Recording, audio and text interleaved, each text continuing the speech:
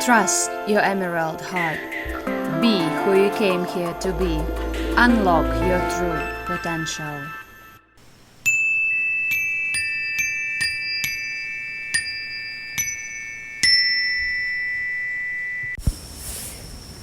Welcome to Trust Your Emerald Heart podcast. My name is Victoria Krzyvinska. I'm a founder of beschoolspace. And today I would like to share with you a story about my mission work here in Bali. But it's not necessarily the physical work, the energetical work, but yet also emotional work. And it involves many layers and lots of remembrance, and it would be probably interesting for you to observe and maybe be inspired to go deeper into yourself and to understand what your personal capabilities are and what you see. You probably see, or what you feel, you probably feel, and it's all for real. The thin layer is here. The veil between the realms is available for all of us to tap into. And if you're interested in developing your personal psychic abilities, into understanding who you truly are and what you came here to do, please connect with me for a synergy discovery call, and then we can arrange the personal healing transmission or personal sessions or even mentorship programs for those who are experts and are here to serve others. Actually, all of us are here to serve others, yet some of us are on the level of consciousness where they think, okay, I have to serve myself first and then others can lead. Yet it's not the way. The way is different. Once you attune to the necessity to serve others, you understand that you are also one of the others, and we are all one and the same. And by helping someone, you are helping yourself, because we are all in the multidimensional life and realms and the expressions. And we're not always good. Sometimes we can be victimizers, and wounded selves are coming to the surface, and things, distortions are asking us to address that. Yet there is much more to it, and it comes not from this life necessarily, but also from the previous lives, and even from other planets and incarnations, and many different things. If you want to learn more, explore other recordings available in the podcast and connect with me for a discovery call so that we can explore opportunities together. And if you need a reset, system reset is available for you. If you are learning about putting your service out there and want to build confidence, Money Mindset Bundle is the place. And I'm excited to announce that there will be more opportunities in the nearest time, and collaborations also. So if you're willing to have a collaboration with me, if you're willing to record a podcast together, or if you're willing to do something special, connect with me for the Synergy Discovery Call, and that's exciting to be of service. Okay, let us begin.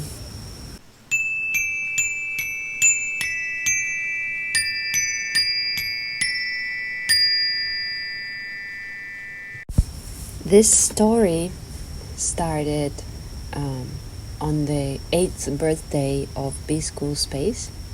I was running the event Business Through the Heart Space, and that is a tradition for me to run some event on the school's birthday, and every year I would run some live streams or workshops or webinars or something special for the birthday to celebrate myself actually, and also the progress, the movement, the experience.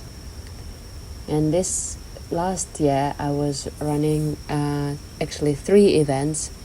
Business Through the Heart Space event about conscious parenting, and also one event which was a combination of these two in Russian language, Business Through the Heart Space and Conscious Parenting, because they are not separated, they are actually together.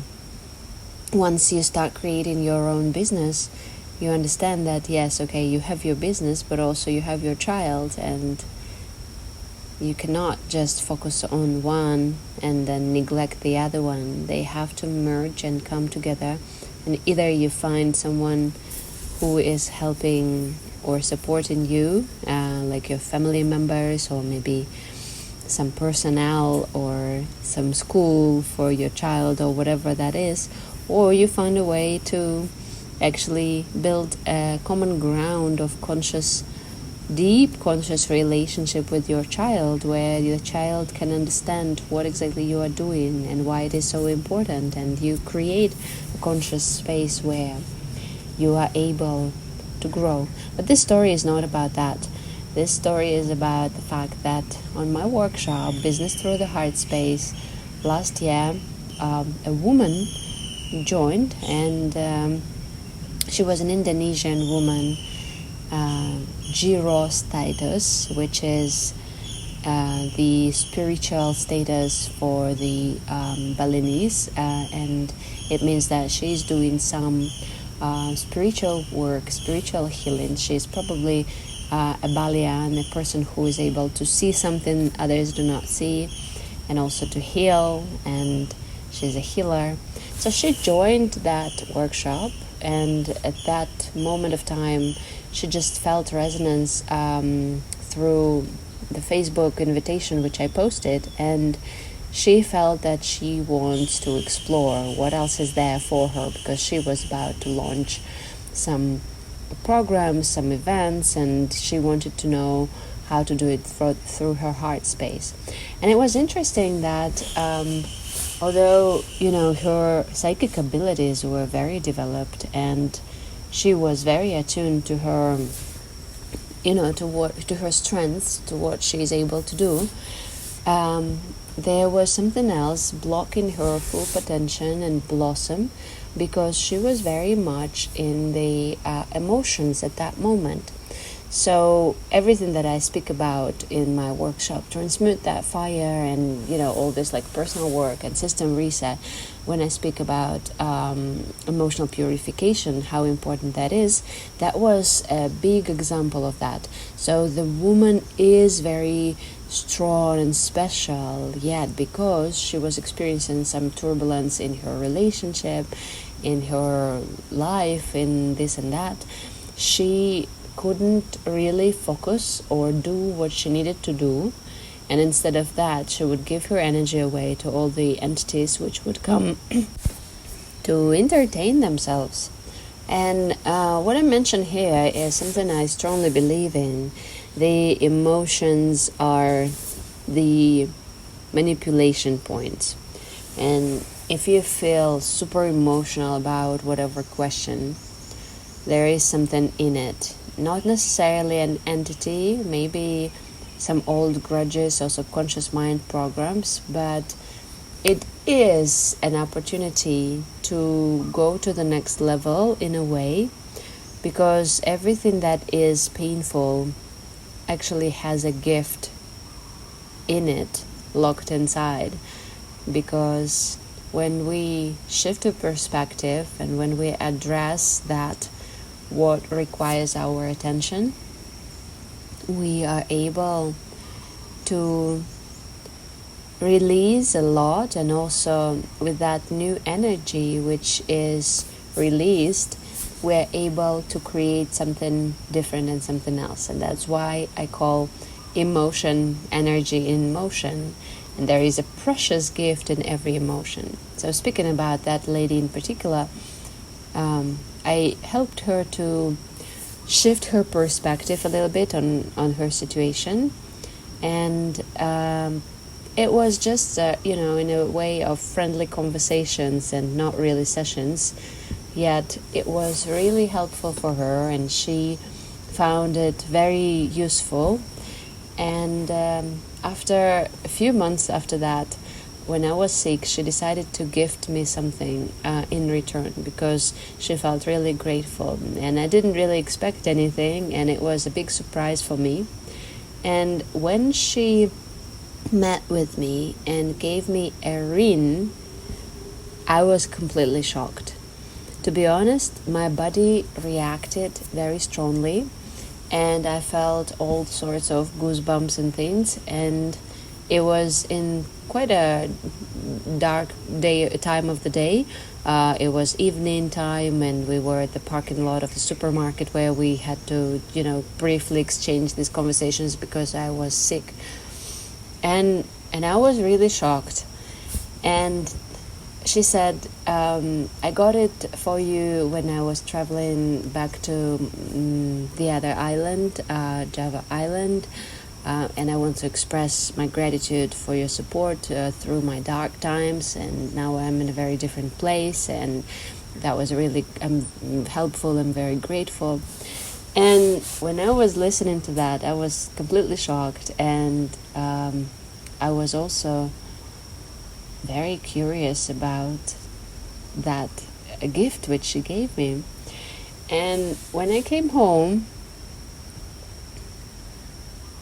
I knew that something different is about to start, and I was very grateful to her for this experience as well.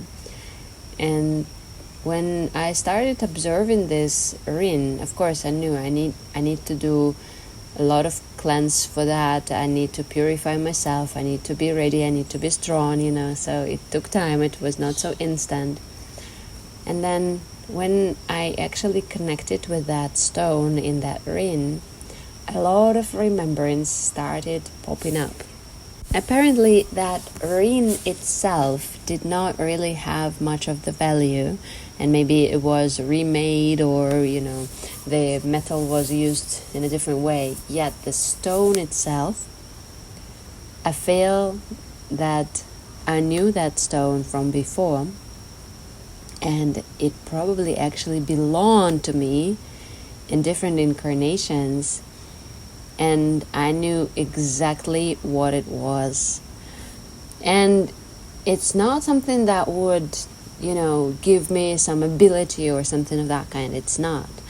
It's actually something that would also remind me about some sort of distortions I was a part of and created myself in other realms, but also in other incarnations, and which I actually have to heal and help shift and help purify.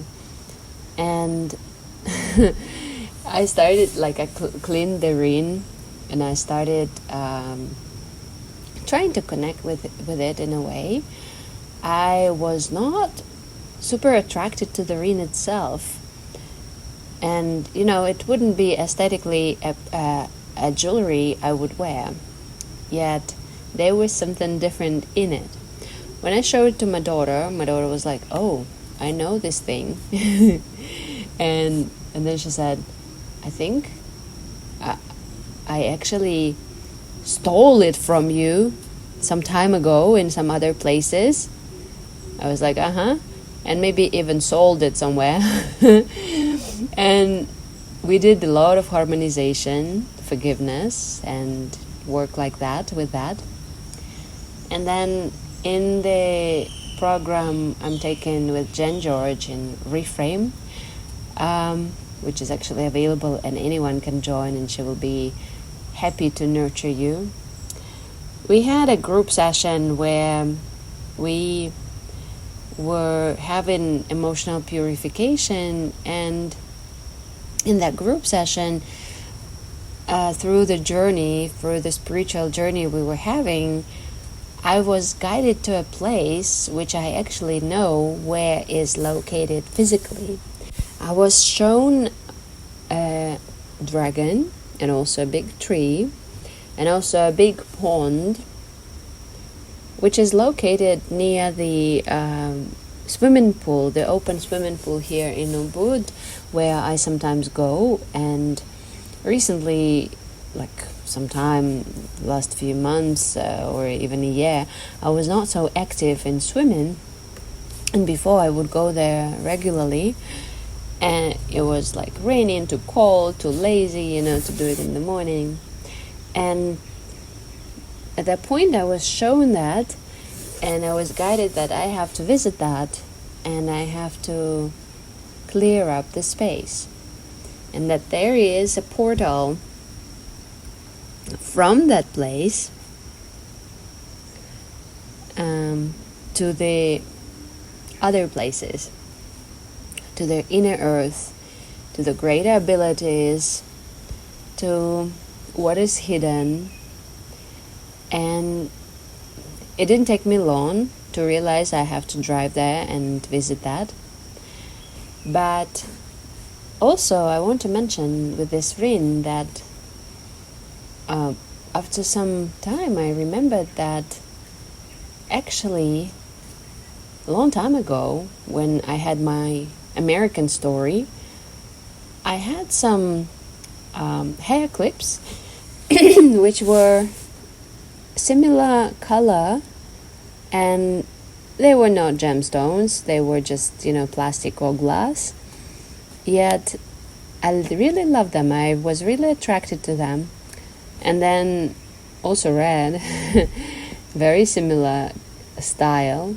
And then when they broke down, I bought earrings similar structure and color, yet they were all not good enough in a way. But once I'm reflecting back onto that, I remember that there was something, and I understand that subconsciously I was searching for the serene in those objects. Also, one more important thing that I want to mention is that when that lady came to my workshop at that night, somebody brought a puppy to our house. So somebody brought a puppy and just left it, and I was really kind of like not devastated, but I didn't really like this situation. Like, okay, I suddenly have one more puppy to care of. I already had a kitten my daughter found before, and actually there were many animals to follow that after that. But at that point I was like, no, I'm not having this one extra dog. Well, we need to find a way to get rid of it and to find a home for it, or find a loving family. But I can't just give it to just kick it out to the street because it's too tiny. I have to take care. And so that was just the beginning. And then we found a home, and it was all sorted. And the Balinese family who got him, they are very happy. And every time they see me now, they're like saying, "Oh, he's so good. He's such a good boy." So it was nice. But there was something connected with the dogs, and I'm going to tell you what exactly further on. So I went to that Melukat place where the dragon was calling me. But the day I went there was quite a heavy day for me in a way, because in my personal relationship at that point, I was experiencing some sort of resentment and turbulence, and I was trying to harmonize it. Yet, it takes two sides to want to harmonize, right? And the grudges and resentment was taken to the surface, and I was drawing and I was exploring that energy. And so I had my personal purification to be done, and my original intention was to go to a waterfall and to amplify my codes and to do my own healing inwards and to connect with the nature and things like that. And when I went, I wanted to stop in that dragon place, Melukat place. Melukat is like purification. It's a water temple where people go for like energy healing or energy cleaning. But when I arrived there, I realized that it was no longer used the way it was used before. And it was interesting that, I saw this place in blossom, and I brought incense, and I reactivated the portal, and I was kind of sad to see, that it's no longer so flourishing, but it's kind of abandoned in a way. But then I realized that, it's just the season, right? So it's not that like gonna be forever. And I did my own purification of the place and reactivation of the place. And at that point, the red ring wanted to be on my finger. And it actually is quite a small ring. It doesn't fit on my fingers, except for the pinky finger, because my fingers are bigger, and that's probably like Indonesian size. But at that point, the ring wanted to be on the ring finger, on my left hand, and I knew exactly what I was doing. All the spirits were very grateful for that cleanse, and I was harmonizing and doing my work for the space, for the place, and it was beautiful remembrance and entrance and the beginning of the journey. And then I went to my waterfall, amplified my codes, and did a lot of harmonization work after that to harmonize my relationship, to harmonize my work and things like that. And then some weeks after that, or even months, there were a series of events which I would like to describe. And so that you understand, on the way to that waterfall, there is just on the road, here and there in Bali, they have many temples. And on that road, there is a tiny umbrella temple, like a place, a stand where they put offerings just on the road. And when I was driving, I would be like, oh, there is something here. It attracts my attention. I'm very attracted to this. What is that? Okay, one day I will bring offerings and I will stop. Okay, one day I will bring offerings and I will stop. Then we go to my daughter's friends. They live nearby. Oh, okay, one day I will bring offerings and then I will stop. Then we go somewhere else with my partner, and again, I'm very attracted to that. And it's like, okay, there is something I need to take care of. I'm going to come back. And my partner mentioned that there is a big bridge coming, like if you follow that road, you will get to the mountain region. And before getting to the mountain region, you will face a huge bridge, which is the longest in Bali and the tallest in Asia. And I was like, oh, interesting. What is that? Maybe one day I will visit. But actually also this road was kind of like on the west of the mountain region of the caldera. So basically there are multiple volcanoes here in Bali, and there is a caldera of stratovolcano, the big volcano, and the whole region is like on this caldera. So you can come there through multiple roads, and they're kind of like sort of parallel. But the further west you go, the longer is the ride.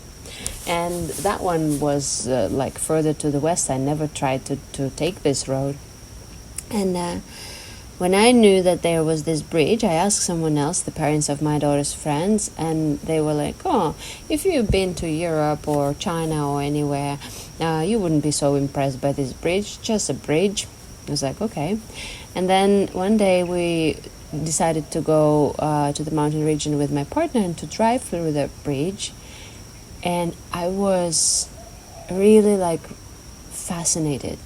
I was shocked by the energy, and yet I was also very like, it was overwhelming energy. We were in the car, and I was just lying down on the chair, and I couldn't really even move. I was really like, whoa, this is heavy. And I knew that I have to come back and I have to walk on this bridge. And that was interesting. So a couple of weeks later, when I felt stronger, I decided that it's the time for us to do that. And I invited my daughter, would you like to go and do it? And she was like, wow, yes, of course. So we prepared hot chocolate. We prepared some goodies. We took some incense, and we were ready to go. We got some warm clothes. It's cold in that region. and we decided to go. While we were driving, and I was driving quite fast, I started seeing lots of dogs, and they started jumping in front of me, in front of the bike. And I was thinking, oh, when a person hits a dog and the dog dies, this is a karmic experience both signed up for, basically for the person to deal with his guilt and for the dog to do something else. Yet it's a very unpleasant experience also. And I started driving more carefully, just not to have that experience. Obviously, I didn't want that. And I started saying, highest and purest frequencies, please. Highest and purest frequencies, please. And then suddenly, on the other side of the road, I see a dead dog, really like smashed. Somebody hit the dog, and the dog was lying down on the road just there. No one around.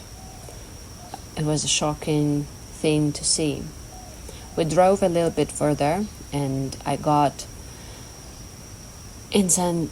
I got the flowers, like the offering flowers, and I knew that it's the place to open this journey today. We went back to that dog. I lit the incense, I brought the flowers, and I reconnected that poor being to her soul family and sent her for the purification. Her face was showing all sorts of emotions: anger, fear, frustration, judgment, all sorts of things. And of course, in human understanding, it's really heavy and difficult to see.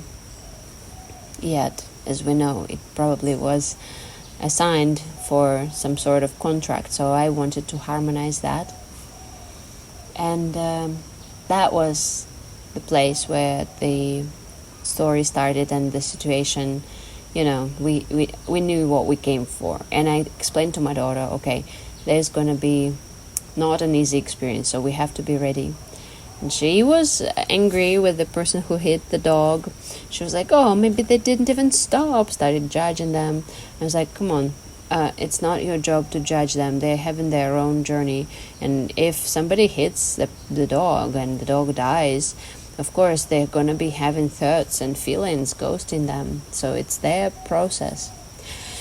So we drove further. Lots of dogs here and there, all over, jumping around in front of my bike, and just something is happening. And then I drive and I see around all the temples. I see so much dark energy. The energy is so thick, and they're Balinese temples in the villages.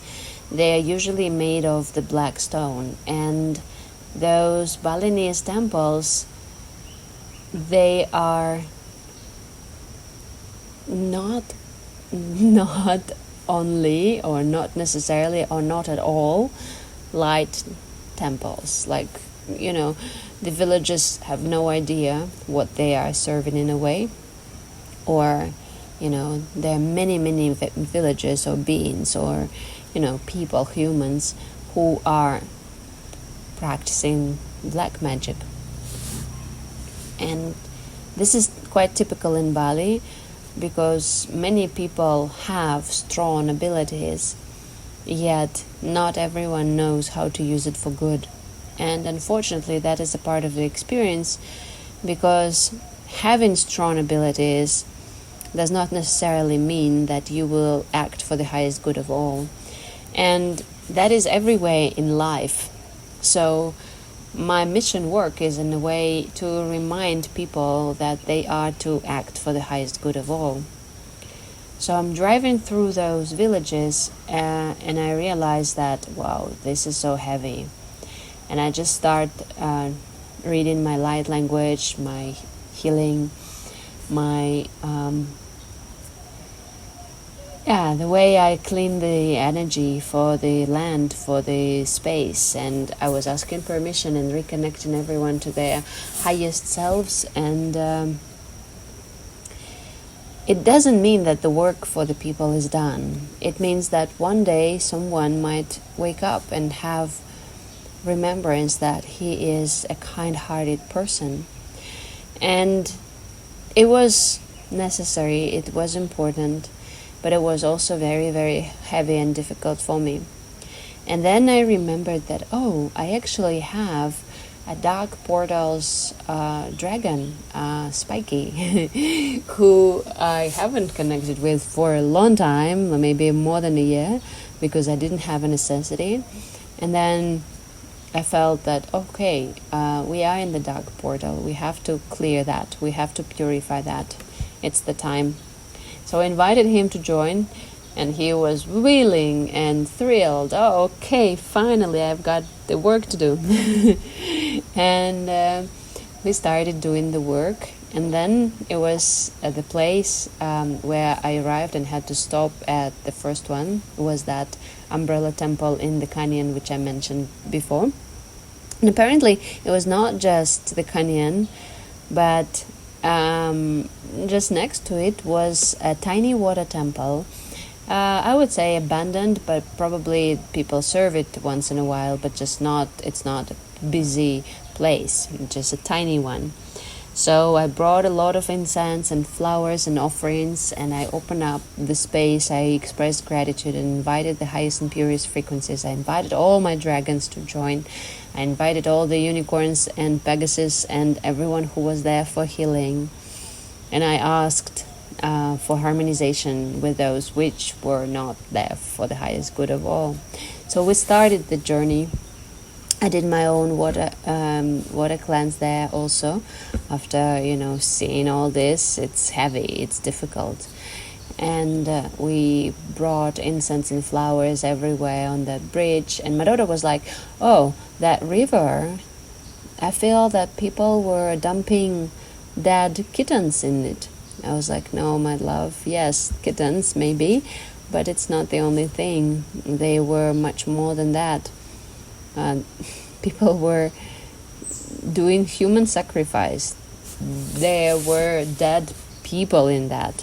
There were lots of spirits and lots of souls which wanted to be released, which were stuck between the realms, and the energy is so thick, but also the veil between the realms is so thin.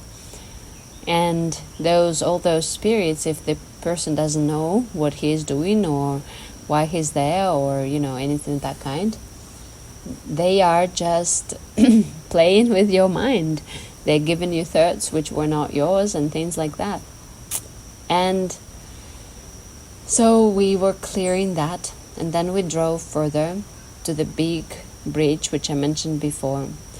And gosh, the energy there was intense and insane.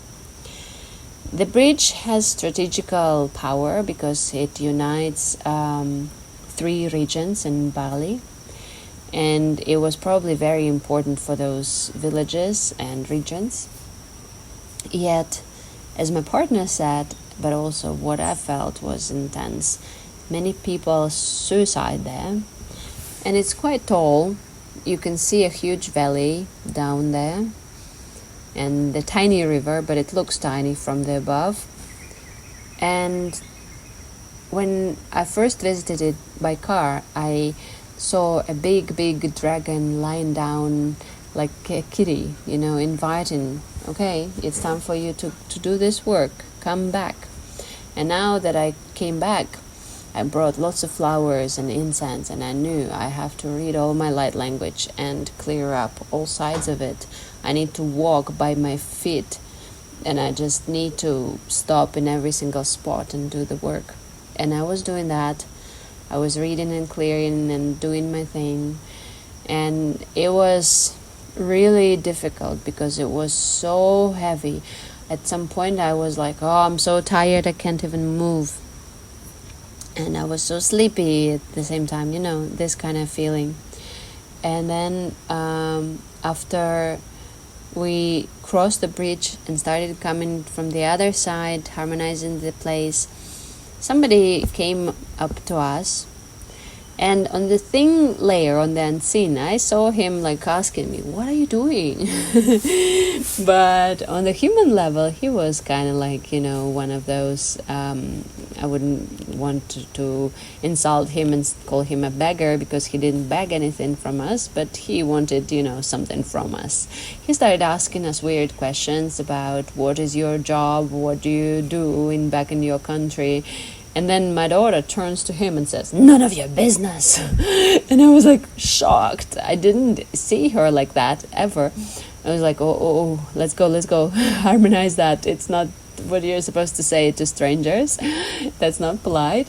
And of course I wanted to say to this person like, oh, I'm a Balian, I see things other people don't see, or I do things which people don't understand. But I knew that this person is not at the level of consciousness he would be able to understand, and why even like language abilities, we are not able to talk. So I just felt that, okay, we go. Although my spiritual ego was like, I know what I'm doing. But yeah, it's not about that. It's not about explaining what you're doing. It's actually about doing. So yeah, we went out of that place, and then we felt really tired. We found a place where we could rest a little bit, have our hot chocolate and just snacks, and just relax a little bit. And then when we drove further through another mountain, through other villages, all other beings like dragons, unicorns, Pegasus, everyone, reinforcement team, divine support team, everyone was really cheerfully greeting us and expressing gratitude, and I was so thrilled. Wow, thank you so much. I'm very grateful to be doing this work. And then at some point we see a big tree, and my daughter is like, oh wow, look, there is a huge goose down there. This type of geese that do not really live in Bali. And Balinese geese are very small and gray, and that one is tall and white and big, So we stop at that tree, and I hear, okay, this is the place where you will close the portal.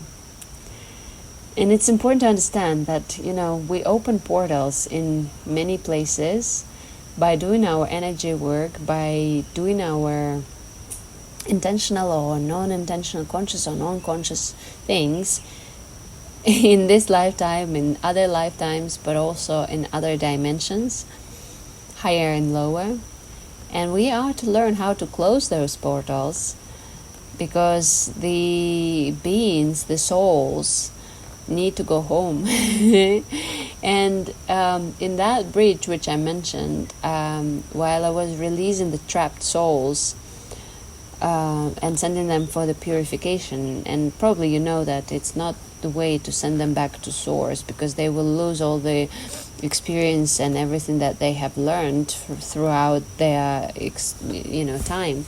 But as they were stuck in between the realms, so whether they were suiciders, or whether they were used for the human sacrifice, or whether they were stuck there for whatever other reason, they couldn't reincarnate into human bodies, and they couldn't go home, and they were stuck there for thousands and thousands of years.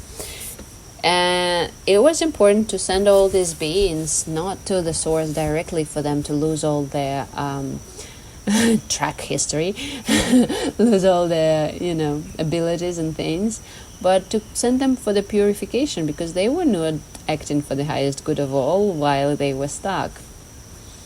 So when we did that, I was guided that we released 27,000 of souls, which is a very big amount, and that's why it was so heavy.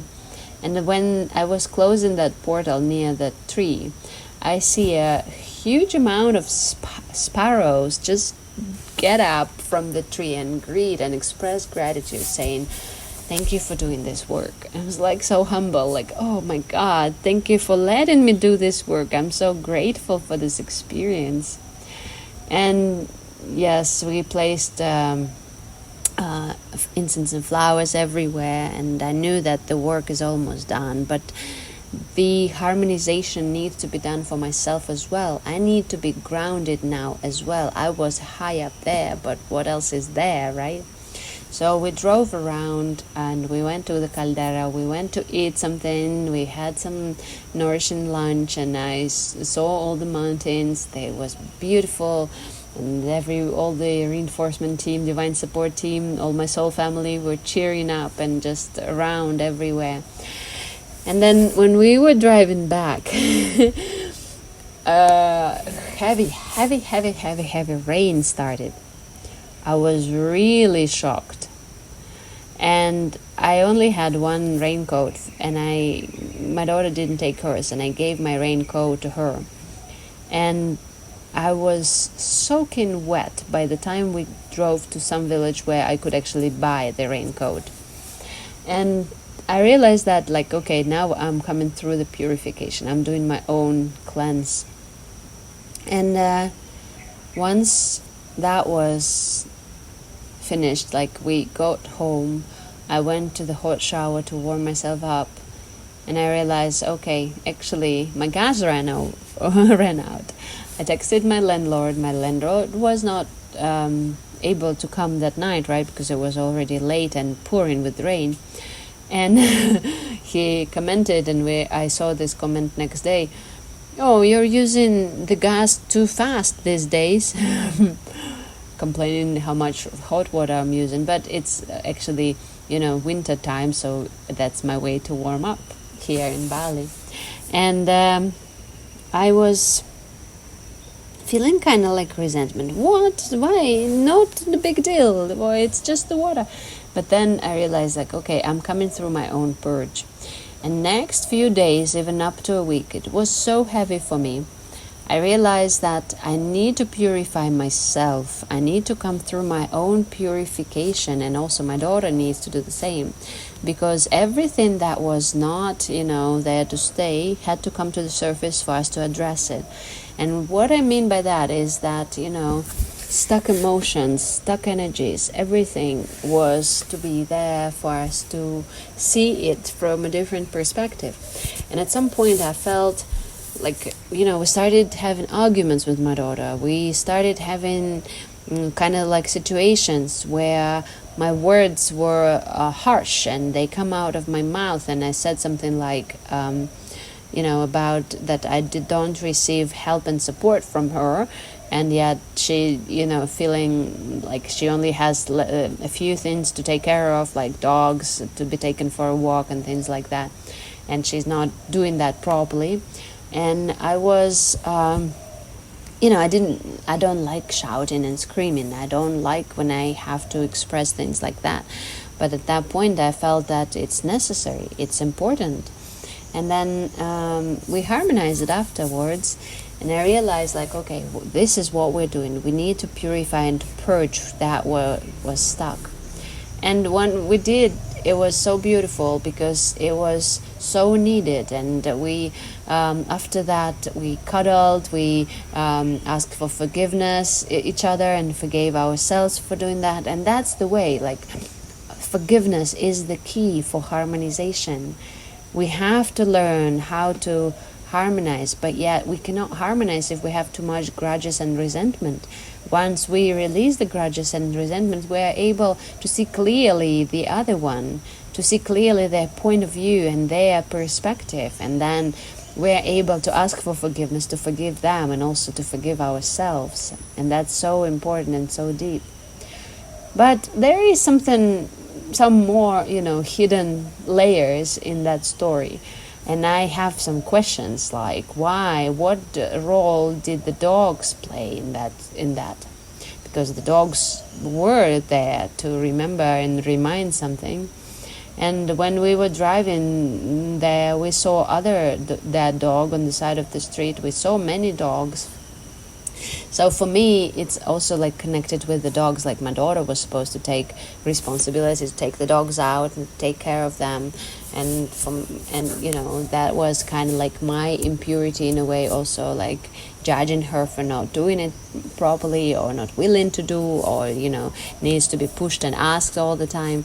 So it was interesting. But the reason I'm telling you all these stories in so many details is because all of us have impurities. All of us have lots of different things we need to take care of, and all of us have to learn how to shift. And even though we can have all this like high realm experiences and high abilities and things like that, we have to understand how to come back to this body, to be grounded, to be living this life in this physicality. Because being up there is not the reason why we came down here. We came down here for something else. We came down here to learn how to harmonize. We came down here to learn how to fulfill our mission. To learn how to open the hearts of the other ones, to learn how to harmonize the nature, how to merge with the nature, how to take care of the nature, how to take care of the emotions and relationships. So there is a lot of work to do, and we have to be committed to that work. So yeah, I hope it helps and gives you some time to reflect. And I will post pictures in my blog, on the webpage and in Telegram channel. So explore and receive and give me feedback. And I also want to know if you guys have any experience in something like that, where you felt something or you saw something in the nature, or where you felt the power place in some places. And when we speak about power place, it's all just like with ancestors. It's always not just the place. It's not just the gift, but it's also some distortion we have to heal and to clean and to purify. And chances are those distortions were created by ourselves in some other lifetimes, in some other dimensions, in some other experiences. And we are to forgive ourselves. And it's needed and important. I hope you enjoy. Let me know how it lands. And sign up for a call if you want to learn more about yourself. Have a good day.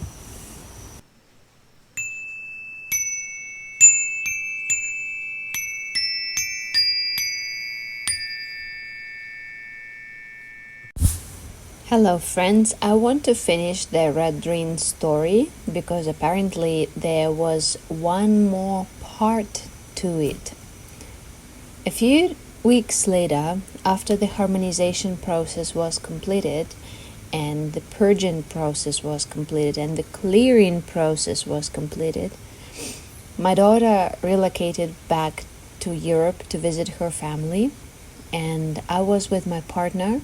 We went on a vacation to drive around a little bit, and we went to a different place up in the mountain, but in a different area. And when we were driving there, again, many different things were happening and I want to share the end of this story. While we were driving, I witnessed that we're going on the same road, and that black magic road, I would call it this way, has a lot of dense energies. And I'm asking my partner, why do people actually practice black magic? And Koman is Balinese. He grew up in a family of a priest. So his father used to be a priest, and when his father passed away, his mother started being a priestess, running social ceremonies and things. And he has a lot of wisdom and abilities, yet he is not so much connected with the religion. He's a little bit separate from it because he sees his passion and his necessity in life to be in the music, to be in the expression, in the physicality, and a little bit outside of the spiritual world. And it was interesting. While we're driving, I'm asking him about it, like, why do people practice black magic. And he says, well, they want to feel superior. They want to feel their powers. And it made me think, like, well, yeah. And so many people in this world want to do something, and the biggest motivation for them is the ego motivation, to feel the power, to get the money, to receive something they want to do. And it is heavy. We keep driving, and Koman says, we probably can turn here to the right, and instead of going on that steep road, we can go through the village and just go in a different place. We turn, and there is a crossroad with the black stone monument, and I feel so heavy. And he was holding my hand while we were driving, and then he figures out that we lost our road, and he takes his hand off me and starts checking something on the GPS to see what is the road and where we have to go. And at that moment we keep on driving, and I feel that something huge is jumping onto me and starting to choke me, as if sitting on me and actually having these frictions, as if he's trying to maybe rape me or dominate me, and holding me on my neck, and just really disgusting. And the feeling was so intense, and I was like, I don't want that. I immediately realized that I have to come back to the heart and push that thing out, what I did. And immediately we see a tree where we are able to close that. And I share with him that I got scared, that I saw this and that, and I experienced that. And he's like, well, okay. And then we keep on driving, and I realized that something which I just saw was actually him from another lifetime and dimension. That was actually him who was quite high in the black magic, who was very possessed with the ideas of greed and money and powers, and who was actually there stuck because of that. And we realize, okay, we need to release that, and we close that portal. We keep on driving. We come to a place where I see a tiny shrine in a cave on the road, on the side of the road. We pass by. I didn't have time to use my light language to harmonize that, and I think, oh, maybe I will come back and do it again. And then we drive again, and I realize, oh, we again missed the road, and we need to go back in circle on the same road one more time. And when we did so, we have to pass that shrine one more time. And of course, I wouldn't miss that chance to harmonize that and to use all my light language and clearing abilities to get all the souls out which were stuck in there in between the realms. And we have this conversation with my partner, and I ask him, like, why, when you have to go to the temple, when you have to participate in these ceremonies, and I ask you to send me a picture in your Balinese dress, you don't really look happy, you don't really look harmonious in that. Why is that so?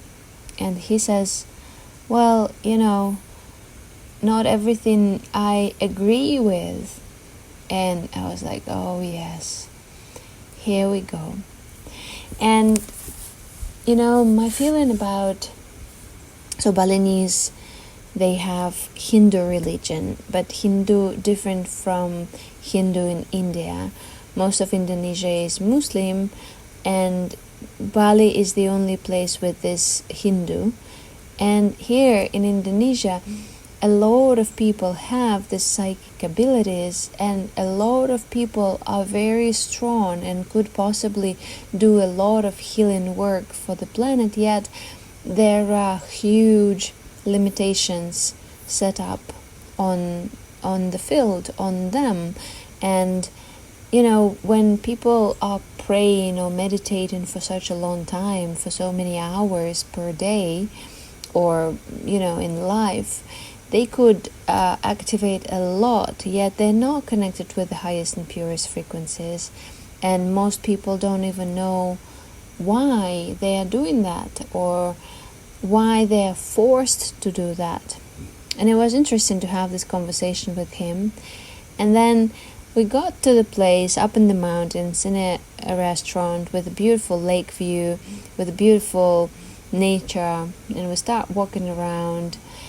And he comes to me from the back, hugs me, and I realize, oh, this is the place. I'm going to close this portal, which I opened a while ago. I was in that place on a music festival a while ago, and I was hosting a tea ceremony back then. And there were a lot of dark energies. I was cleaning a lot, but I didn't know how to close the portals back then. And when my partner was holding me from the back, and I realized that not only that I'm closing this portal, but I'm also being supported by him. And on the thin layer, he said, and we are closing all the portals multidimensionally, which we've got to close, which we opened before, and which we need to take care of, which were opened by us and other people, and this is happening now. And that was such a magnificent, beautiful experience, and I'm so grateful to be a part of it, because I felt really different. I felt that a lot of changes are to come to my life, to our experiences, and they have already started happening now. Yet the cycle was completed, and completed successfully in a way, and it was such a joyful and blissful experience to have. So this is my story of a red rain, and all the interconnected, yet not all the mentioned events. And here in Bali, throughout almost a decade which I've been here, I had so many synchronicities and experiences like that. But to be honest, it's not just in Bali, it's everywhere. Once you open up, once you choose to connect to God, Source, Prime Creator, you got to experience, you got to feel, you got to see. I have very exciting news for you as well. I have just finished something very special. I put together all my meditations, all my public meditations which I had as opt-ins here and there. I put them all together into a free meditation portal library, which is available to everyone, and all you have to do is just sign up. You can sign up for free and get access to my meditations such as Return to the Heart, Self-Healing Activation, Balance of Masculine and Feminine Energies, Within and Without, Mother, Father and Inner Child Wound Healing, Generosity, Balance between Giving and Receiving, and many, many more. More than 15 meditations are available, and I'm inviting you to explore the link in bio and to sign up right now and start your healing journey and connect with me if you need more help and resources. Resources are here. We are to act for the highest good of all, and we are to create life which will be beneficial for us, for our children, for those who will be living after us. Because only together, only by conscious choices, we are to create the reality suitable for us. I love you very much. Let us connect soon again. Thank you for being a part of my experience and community, and for your interest to transform your life. My name is Victoria Krzywinska, beschoolspace, and I am here to support you in your spiritual journey and to create a better reality together. Explore the footnotes available and opt in to download meditations and other offerings suitable for your needs. Reach out via email to ask me questions and to explore the possibilities to work together. If you found this recording useful, set up a high rating and share with those who might benefit from it as well. I will be happy to talk to you soon again. Subscribe not to miss the publications. I love you, Victoria Krzywinska.